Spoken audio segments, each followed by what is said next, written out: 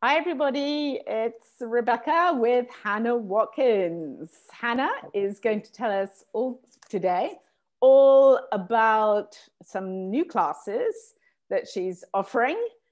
And the theme of the exercise is all quite exciting, something that I am not familiar with. So this is going to be really good to listen to. And that is Garuda. So, Hannah, tell us all about this. Hello, everyone. So, Garuda is an Indian mythical bird that changes shape according to its function. So that's the beautiful imagery that you get from that is what we take into class.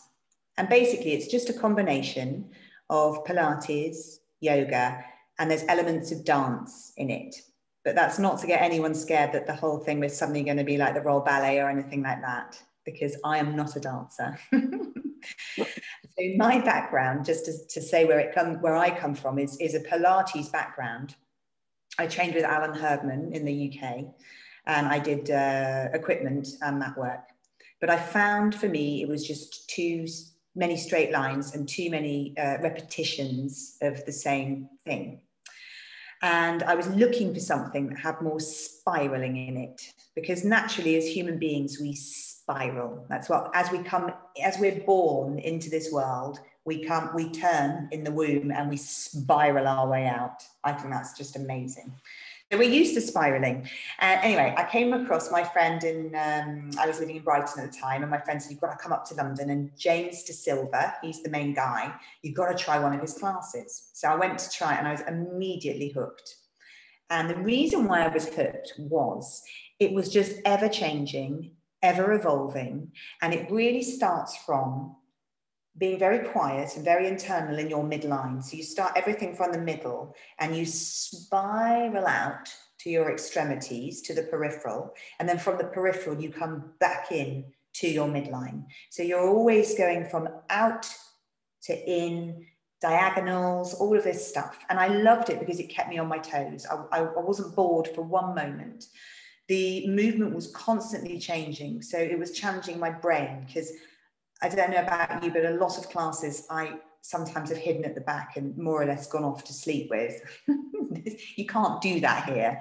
It's quite fast paced, it flows, and there's a lot of hard work in it. So you do have like a whole ab section in it where he'll put his little way of doing it, but it is focusing on the abs. And you might actually even build up into a sweat in doing it. There are kind of yoga sequences that appear in it, and then there are beautiful dance-like spirals that come into it, and it's just pretty joyful. So when you feel also like you've moved every single part of your body, rather than just focusing on one bit, this bit, it's a whole body experience. So that's why I love it. Does that explain what it is a bit? I don't know. Yes, it does. Can I ask you a question also? Is it fast or is it slow, or how would you explain that? It can be fast, and then it could just stop and pause. So you find your breath, you find your ground, you find where you are within the space. And then from it will then move on to something else. So in that respect, it's not just like a vinyasa flow class or an Ashtanga class where it's boom, boom, boom, boom, boom. It has moments of ebb and flow. So it encompasses it all. And then there are some, sometimes in class I'll put in some meditation. I am a big, strong lover of meditation. And if that's what I feel people need at that moment, then we'll slow down and really focus on that. Depending also if I've got beginners in the class, I'll cater it for all levels so that we can start slow. And then once people have got the hang of it, then we can start building. And then before you know it, you're just flowing away. Flowing or flying, as the Garuda is a bird. Yeah, you could be flying as long as your feet are sort of firmly grounded whilst you're flying. That's all right. I don't want everyone taking off. Is it done in beginners classes and intermediate, or then high level? How does that work? I don't do that, and neither does James. you want to make it, I want to make it kind of inclusive. And also for people that are coming in, it's really nice to have people that have done it before. It's just lovely to be able to watch people because it moves. I'm doing it as well. So I don't show you beforehand. I'm going to demonstrate, and now you're going to do 10 repetitions of this. We move together. We move together. I'll be keeping an eye on everyone and I'll be saying, oh, you need to put a bit more your left foot down and this needs to come up through here. But there is this sense of this lovely community of movement together. So in that respect, I keep everyone together. If you've got specific injuries and things like that, speak to me before. And if I don't think it's going to be suitable for you, I will say. And then there are other ways, like I do one-to-ones for remedial work. If people need to maybe work on a bit of their extra things before they then join class, or I might recommend someone having a one-to-one just to get, if they do have a few injuries, just to get the flow of what it is inside them. But really, most people are just fine, just having a little go. Yeah. Finding you and finding the right class, you're going to do this online? Yeah, online and in person. So at the moment, I'm doing a Monday morning on Zoom at 10:30 and a Wednesday morning on Zoom at 9:30 and a Friday in person in Aix-en-Provence at 9:30. So those are the classes that I'm doing at the moment. I can always put more in-person classes on. And are these classes suitable for anybody? Yes, you need to be able to move. You need to not have too many injuries, and you need to be able to get down on the mat. If you can't do those things, then you're segueing me beautifully into my other thing that I'm beginning to offer. I used to teach it back home in Brighton, a very special class, a chair exercise class. And here, back in Brighton, and I'd really like to do that here. It will be on Zoom to start off with because of our current situation. I'd like to rebuild a community of people. So the sorts of people that may come to this class are people who struggle to get down on the mat. And that doesn't mean that you're necessarily elderly. It might mean that you have, you're dealing with a chronic illness. I work a lot with people with chronic fatigue, ME, fibromyalgia, all those things that don't allow you to feel confident being down on the floor, or you maybe want to go at a much slower pace. So these classes really cater for that. And I have people of all ages come to them. I mean, the youngest person I have in that is in their 30s. And the oldest I have taught is in their 90s. So, and what's so beautiful about it is that this growing community, everyone learns from everyone. It's quite special. So yeah, and that will start on Zoom at first. And then hopefully when this is all over, I can get a one going in X. Yeah.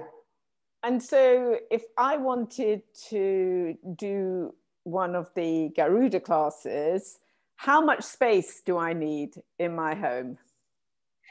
Yes, not a huge amount. And you can do it. I have people that do it on their phone or on their laptops, depending on, well, people in the UK, their laptops are all out for their kids. So they're balancing their phone somewhere at the moment, seems to be happening. You just need to be able to have your mat and the space around you. At the moment, I'm not doing any props either. It is just your mat, because I feel for Zoom, it's a bit much asking people to bring along this, that, and the other if you haven't got it. So yeah, you just need your mat, and you need to be able to probably do something like that around your space and on the floor. So you have a bit of clear space. Yeah. And do I need to see you, or can I just hear your instructions? You do need to see me, very much so. What I tend to do, well, it was my son had to show me actually, because it was all too technical for me, is when I record it, I pin myself. Everyone mutes for Garuda, and I pin myself so everyone can see me big. But yeah, my 11-year-old had to show me how to do that. Right. Okay. So that's basically accessible for anybody. So if you've got a little bit of space, and how much time do I need to dedicate to this sort of class? It's an hour. An hour of your time. If we tend to, there's a little bit of chat at the start, which I also feel is really important, that people can just say hello to each other before I mute everyone. But if that goes over, then what I did yesterday, for example, was it was about 20 past and I knew I wanted to go on longer. So I said, if anyone needs to leave, now would be a good time to leave, maybe 25 past it was, and I'm going to run over a little bit. So I give people the option. Okay, so if for anyone who is listening to this and wants to connect with you, how will they do that? Well, the best way is probably my email, which I can give to you now, but also I can put on wherever this is posted on Facebook, I will put that in. And also there's my website for my other business that I do for cranio, sacral therapy, which you can find me on there. I don't have my website for Garuda yet because I haven't got around to doing it. So there's that. So my email is Hannah, Hannah, Jane, Jane, Watkins, Watkins @me.com. And then my website is www.hannahwatkins.fr. Okay, that sounds fantastic. On the website, so don't, you can read about my other things I do. So what we have intention to do is hopefully show one of these classes or some movements that you've already done, and people will get a nice idea of how it all works. But anyway, I want to post, I'll give to you and you can put it on the YouTube channel, a full class, because I record them all, and anyone who wants to do it, you can just try it for free and see if you like it. Fantastic. That sounds really exciting. Thank you so much.